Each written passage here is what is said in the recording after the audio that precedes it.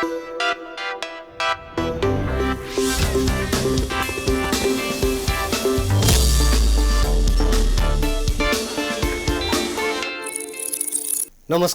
Prime times television एचडीको नियमित दैनिक प्रस्तुति prime इस्युमा यहाँहरूलाई स्वागत छ। म जनकराज पण्डित। दर्शकहरू, हामीले प्राइम इस्युमा विशेष गरी विभिन्न राजनीतिक, सामाजिक, आर्थिक लगायतका विभिन्न विषयवस्तुहरू उठान गर्दै आइरहेका छौँ। पछिल्लो समय विशेष गरी नेपालको राजनीतिमा निकै तरङ्ग पैदा भएको छ। विशेष गरी यो 1.5 महिनाको अवधिलाई हेर्ने हो भने विपक्षी दल सत्तामा पुगेको छ, सत्तारूढ दल विपक्षी बनेको छ। तथापि 5 दलीय गठबन्धनले हालसम्म सरकार विस्तार गर्न नसक्दा पार्टीभित्रदेखि लिएर बाहिरसम्म पनि आलोचना खेप्नु परिरहेको छ एकातिर। अर्कोतिर जसरी नेपाली काङ्ग्रेसका सभापति शेरबहादुर देउवा प्रधानमन्त्री भएसँगै उहाँको काँधमा पार्टीको 14औं महाधिवेशन गर्ने ठुलो जिम्मेवारी र चुनौती पनि छ नै। यो अवस्थामा काङ्ग्रेस सरकार विस्तार गरेर कसरी अघि बढ्छ? काङ्ग्रेसका लागि आगामी 3टा निर्वाचन पनि त्यत्तिकै महत्त्वपूर्ण छन्, जुन यही गठबन्धन सरकारले गर्नुपर्ने जिम्मेवारी र दायित्व त छ नै।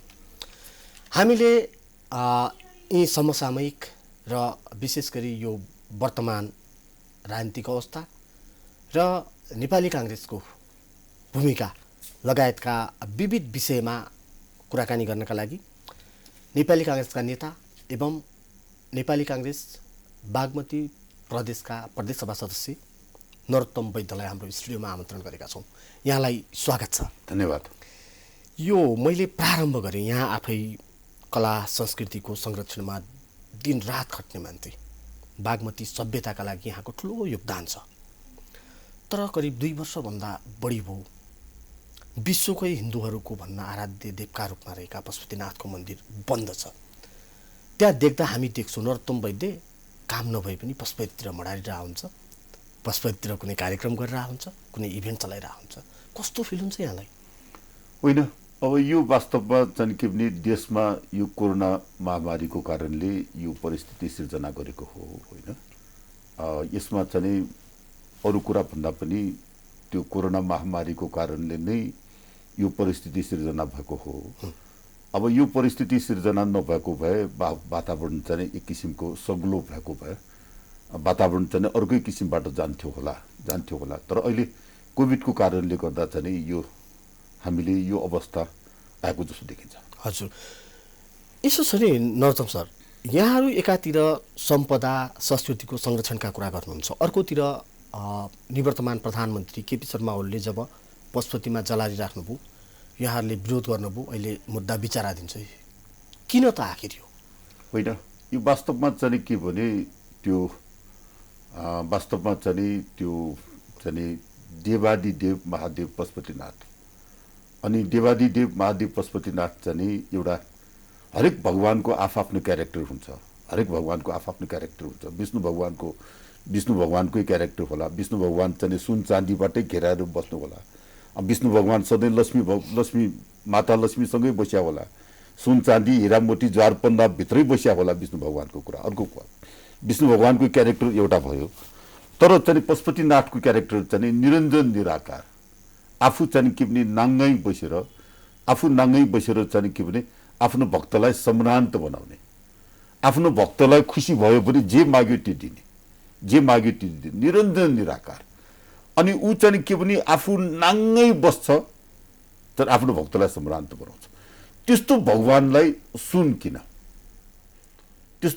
सुन किन? उसको इच्छा विरुद्धको काम किन?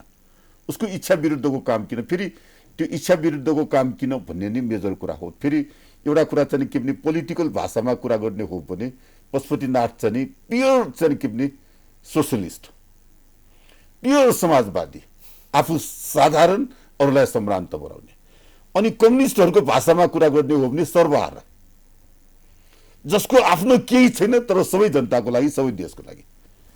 त्यस्तो पशुपतिनाथलाई सम्रान्त बनाउन लाग्यो किन? अनि पशुपतिनाथको इच्छा बेगरको कुरा चाहिँ के भने गर्नु भएन भन्ने एउटा कुरा। दोस्रो कुरा चाहिँ के भने धर्मनिरपेक्ष भइसकेपछि चाहिँ मुलुकको कुनै धर्म हुँदैन। धर्मनिरपेक्ष भइसकेपछि सरकारले सबै धर्मलाई समान व्यवहार गर्नुपर्छ। समान ट्रिटमेन्ट गर्नुपर्छ। सरकारले धर्ममा एक पैसा पनि इन्भेस्ट गर्नुहुन्न। सरकारले धर्ममा एक पैसा पनि इन्भेस्ट गर्नुहुन्न।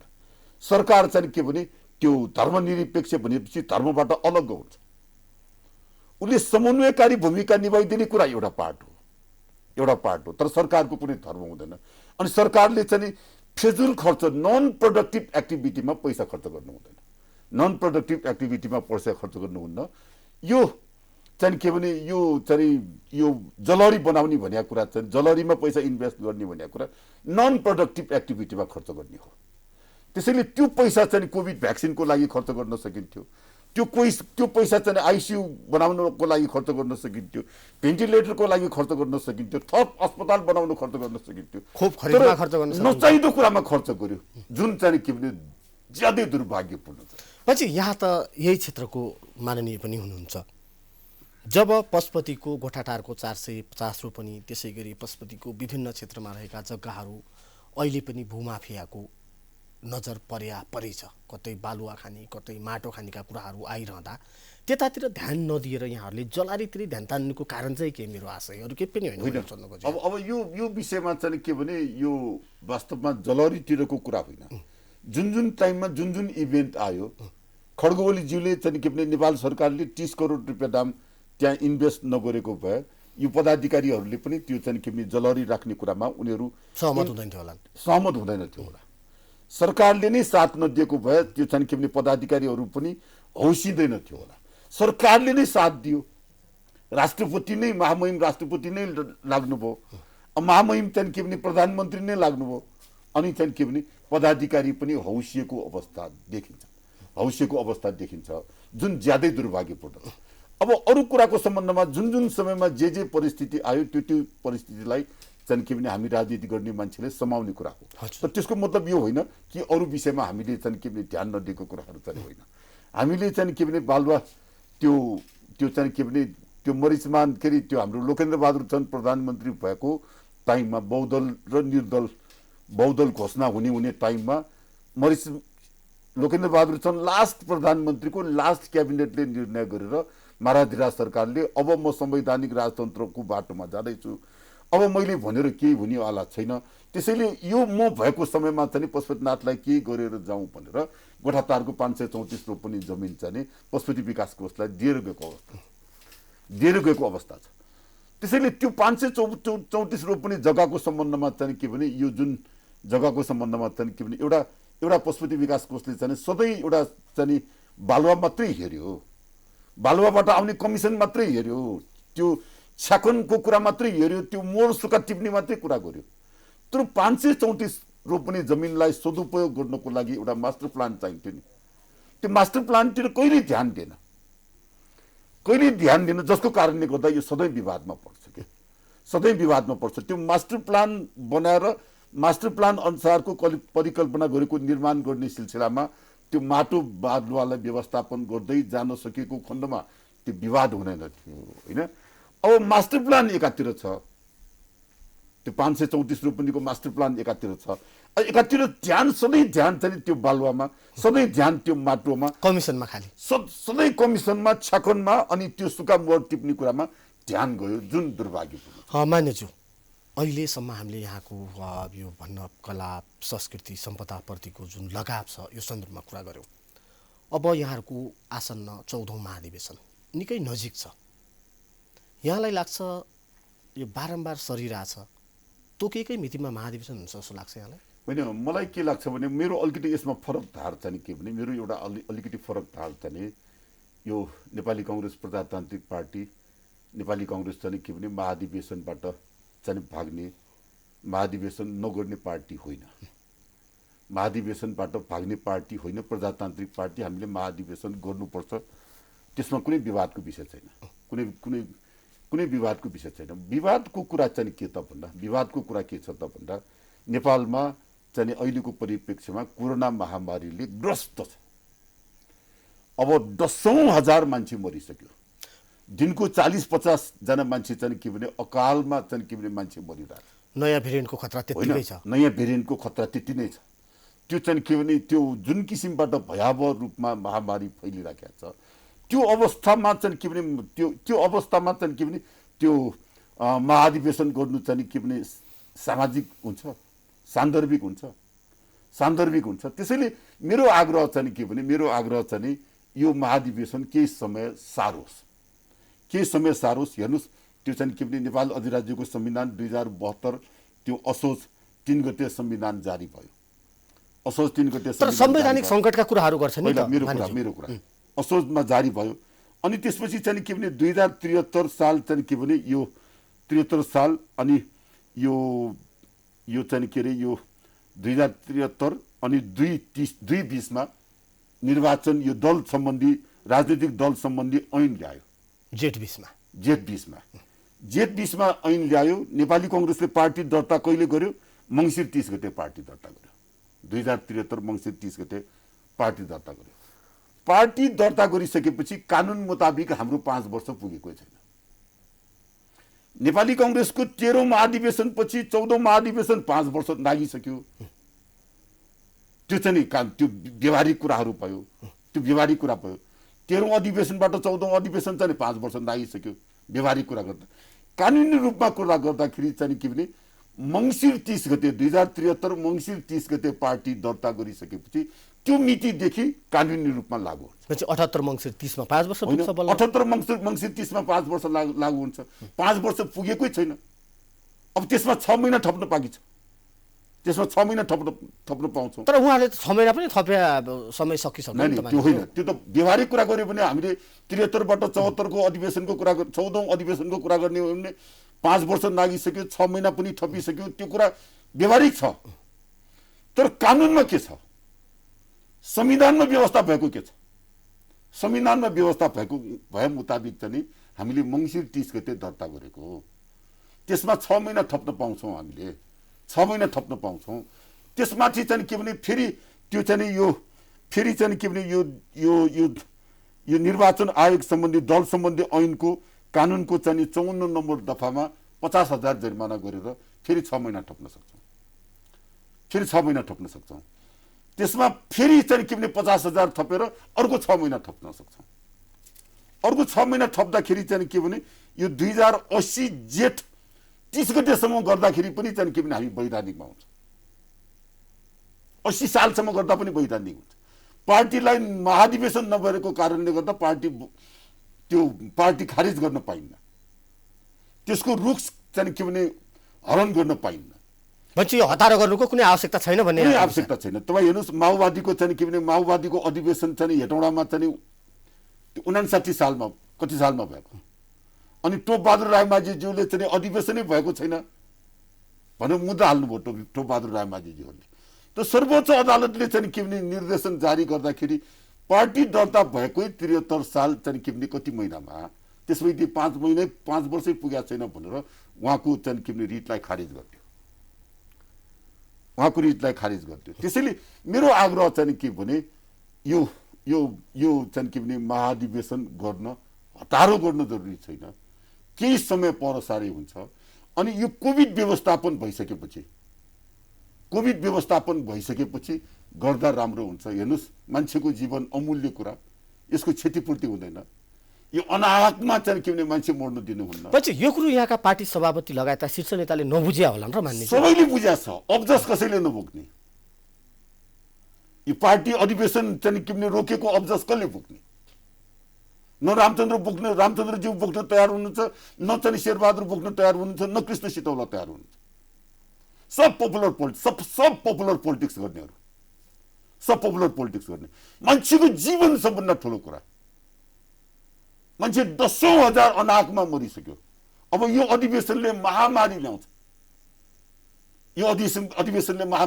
अर्को 10,000 मान्छे मर्ला। लाखौं जनामा संक्रमण फैलिँदा त्यसको नैतिक जिम्मेवारी कसले लिने? त्यसैले यो विषयमा चाहिँ के भने दलहरूले जबरजस्ती गरे पनि नागरिकले चाहिँ रिट हाल्न जान्छ यो रोक्नको लागि। यो उचित छैन। अहिलेको लागि उचित छैन। यो सान्दर्भिक छैन। अहिलेको लागि सामाजिक छैन। यो चाहिँ के भने केही समय पर सारौँ भन्ने चाहिँ मेरो कुरा हो। तर यही कुरो त मैले अघि पनि भने, यहाँले भन्नुभयो जिम्मेवारी कोही पनि लिन चाहँदैनन्, सबै पन्छिन चाहन्छन्। होइन। तर यो महाधिवेशन नजिकै गर्दा जसरी अघिपछि कानमा तेल हालेर बस्नेहरू पनि अहिले म फलानु पोस्टमा उम्मेदवारी दिन्छु, म चिलानो पोस्टमा उम्मेदवारी दिन्छु भनेर जसरी यो महाधिवेशनको सङ्घारमा आइपुग्दा जुन खालको भन्न हुटिट्याउहाँहरूमा उब्जिन्छ नि, यसलाई चाहिँ कसरी लिने? प्रजातान्त्रिक पार्टीमा त स्वाभाविक होला। मेरो मेरो भनाइबाट चाहिँ के भने संसारमा डेमोक्रेटिक पार्टीमा चाहिँ के भने छलफल हुन्छ, वाद विवाद हुन्छ। त्यो चाहिँ मूल कुरा चाहिँ के भने छल हटाउने, फल लिने हो। संसारमा प्रजातान्त्रिक पार्टीमा वाद विवाद भएन, छलफल भएन भने के प्रजातान्त्रिक पार्टी? यो महाधिवेशन अगाडि यति चाहिँ उठल पुठल भएन भने के महाधिवेशन? त्यसैले यो कुरालाई, यो छलफल, यो वाद विवादलाई चाहिँ के भने यसलाई सकारात्मक रूपमा लिनुपर्छ भन्ने चाहिँ मलाई लाग्छ। सकारात्मक रूपमा लिनुपर्छ भन्ने कुरा अब जो मान्छे सक्षम छ उसले आशा गर्नु त स्वाभाविक हो नि, आशा गर्नु त स्वाभाविक हो। जो मान्छे भर्खर नेपाली काङ्ग्रेसमा पैसा छ ऊ त सभापतिको दाबी गर्छ जस्तो लाग्छ भने यो डेमोक्रेटिक पार्टीमा चाहिँ मैले यसलाई चाहिँ स्वाभाविक रूपमा लिएँ। तर मान्यज्यू जसरी भनौँ न, मैले अघि प्रारम्भमा पनि भने 1.5 महिना बितिसक्यो सरकार गठन भए, मन्त्रीमण्डल विस्तार हुन सकेका छैन एकातिर, अर्कोतिर जसरी अध्यादेश ल्याइयो नि दल विभाजन गर्नका लागि। हिजो निवर्तमान प्रधानमन्त्री केपी शर्मा ओलीले 2077 सालमा अध्यादेश ल्याउँदा विरोध गर्ने यहाँहरू नै हो। सबैले विरोध गरेर उहाँ दुई पटक ल्याएको अध्यादेश फिर्ता लिन बाध्य हुनुभयो। तर अहिले जसरी केवल 20% त्यो पनि केन्द्रीय समिति या संसदमा पुर्याएर दल विभाजन गर्न पाइने भन्ने यति सजिलो प्रावधान राखिदिनु भयो कि ओलीले आफूले ल्याएको अध्यादेशका कारण अहिले आफ्नै पार्टी फुट्यो 2 वर्षको बिचमा। भोलि यही अध्यादेशले माओवादी, काङ्ग्रेस, जसपा नफुट्लान् भन्ने ग्यारेन्टी गर्ने आधार के देख्नुहुन्छ? होइन, अब म चाहिँ के भने म नेपाली काङ्ग्रेसको कार्यकर्ता भए पनि त्यो अध्यादेशले मुलुक चलाउनु हुँदैन। अध्यादेशले मुलुक चलाउँदा खराब परम्परा बस्छ। यसले मान्छेलाई चाहिँ निरङ्कुशतातिर दोहोऱ्याउँछ, मान्छेलाई त्यो नेता पार्टीलाई निरङ्कुशतिर दोहोऱ्याउँछ। अध्यादेशले मुलुक चलाउने सोच बनाउनुहुन्न। यो चाहिँ के भने हामीलाई ओलीले नै सिकाइदिएको कुरा भयो। ओलीले चाहिँ सैद्धान्तिक रूपमा ओलीले आफ्नो चाहिँ के भने सरकार टिकाउनको लागि चाहिँ जुनसुकै हटकण्डा अपनाउन थाल्यो, संविधान बिर्सिन थाल्यो, पार्टीको ऐन नियम बिर्सिन थाल्यो, मुलुकको परम्परा बिर्सिन थाल्यो, संसारको परम्परा बिर्सिन थाल्यो। उहाँले नै त्यो सिकाएको यो चाहिँ के भने अध्यादेश ल्याउने तरिका चाहिँ उहाँले सिकाएको। वास्तवमा चाहिँ के भने त्यो टाइममा पनि हामीले त्यो अध्यादेशको घोर विरोध गरेको। अहिले चाहिँ के भने हाम्रो प्रजातान्त्रिक सरकारले पनि त्यही कुरालाई समाउने कुरा चाहिँ दुर्भाग्यपूर्ण। यो कुरालाई चाहिँ इमिडिएट सच्याउनुपर्छ। यो कानुन, यो अध्यादेशलाई चाहिँ प्रतिस्थापन गर्नुपर्छ, यो ऐनलाई प्रतिस्थापन गर्नुपर्छ। अनि सरकार चाहिँ के भने चल्दै चाहिँ के भने अध्यादेश ल्याउने होइन कि सरकार चल्दै ल्याउने आँट गर्नु पर्यो कुनै पनि ऐन कानुन। नभए त संसदको के काम? त्यही त मेरो भनाइलाई यो अहिले जुन आएको छ यो चाहिँ के भने मिलिजुली सरकारको लागि दुर्भाग्य। नगरिकन नहुने पनि अवस्था छ। त्यत्रो माधव नेपालले हामीलाई सहयोग गर्नुभएको छ। उहाँको सहयोगलाई हामीले मूल्याङ्कन पनि गर्नै पर्ने अवस्था छ। तर यो दुर्भाग्यपूर्ण पनि छ। तर सरकार विस्तार त हुन सकेन नि त। त्यस्तो कुरा होइन। अब माधव नेपालजीको सबै सरकारले लिस्ट बुझाइसकेको अवस्था छ, सायद आज भोलि नै आउला। यसो भनिरहँदा म फेरि पनि जोड्न चाहे, हामीले हिजो अस्ति जुन कुरामा ओली सरकारको तीव्र रूपमा आलोचना र विरोध गऱ्यौँ, आज हामी त्यही प्रवृत्ति दोहोऱ्याइरहेछौँ। यो केवल अध्यादेशको मात्रै सन्दर्भ होइन। जसै हामीले केही नियुक्तिहरू गऱ्यौँ जुन विवादित बने, त्यसै गरी विधि र पद्धतिका कुरा हामीले अरूलाई पाठ सिकाइरहँदा आफूले चाहिँ ओली प्रवृत्तिकै निरन्तरता जुन चाहिँ राम्रो हो त भने होइन। मैले तपाईँलाई अहिलेको कुरा पनि गरिसकेँ। यो मिलिजुली सरकारको कहिलेकाहीँ बाध्यता हुन्छ। यो एकल चाहिँ के भने मान्यज्यू, त्यसो भए अरूले गर्दा प्रतिगमन, अरूले आफूले गर्दा चाहिँ अग्रगमन भन्ने हुन्छ त। तपाईँको कुरासँग मैले तपाईँको कुरालाई सहमत गरेर भनिरहेको छु। यो मिलिजुली सरकारको कहिलेकाहीँ बाध्यता हुन्छ, मिलिजुली सरकारको बाध्यता हुन्छ। यो चाहिँ के भने दुई तिहाई चाहिँ के भने सरकार होइन, दुई तिहाईको सरकार होइन। धारा 76 चाहिँ के भने 5 अन्तर्गतको सरकार, 76(5) अन्तर्गतको सरकार भएको कारणले गर्दा कतिपय कुरा चाहिँ चित्त नबुझ्दै पनि त्यो चाहिँ के भने त्यो सम्झौता गर्नुपर्ने अवस्थाहरू देखिन्छ, जसको झलक चाहिँ अहिले बिचमा केही नियुक्तिमा पनि देखिन्छ, केही कुराहरूमा पनि देखिन्छ। तर अब सबै सरकारमा समावेश भइसकेपछि चाहिँ अब सिस्टममा जाला भन्ने आशा गरेको छु। मानिलो जस्तै यहाँहरूको अब अधिवेशन आउन धेरै समय बाँकी छैन, जस्तै वडा अधिवेशन त 18 गते गर्ने भनेको छ। हिजोसम्म जुन विवाद थियो, अनसन लगायतका विषयहरू थिए, ती पनि करिब करिब टुङ्गिएको अवस्था छ। 50-51 भन्दा बढी जिल्लाका भन्न क्रियाशील सदस्यहरूको नामावली पनि आइसकेको अवस्थामा यहाँले त फेरि समग्रमा भन्नुभएको छ कोभिडको यो बेला महाधिवेशन सारौँ, तथापि अब एक खालले तीव्र गतिमा अघि बढिरहेको अवस्थामा भन्न यो वडादेखि केन्द्रसम्मको महाधिवेशन हुने त निश्चित जस्तै भयो नि, होइन र?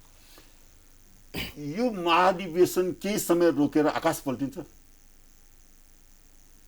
एकापट्टि कोभिड-19 सङ्कट व्यवस्थापन अध्यादेश 2078 छ।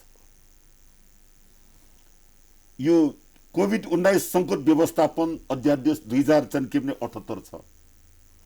एकापट्टि हामी भनिरहेछौँ 25 जना भन्दा बढी जम्मा नहो, 25 जना भन्दा बढी जम्मा भयो भने चाहिँ ऐन कानुन अनुसार जरिमाना हुनेछ, थुनिने छ या दुवै हुनेछ। 2 लाखसम्म जरिमाना भन्ने छ या दुवै हुनेछ। अनि सरकारले चाहिँ ऐन कानुन मान्न नपर्ने, सरकारलाई ऐन कानुन लाग्दैन।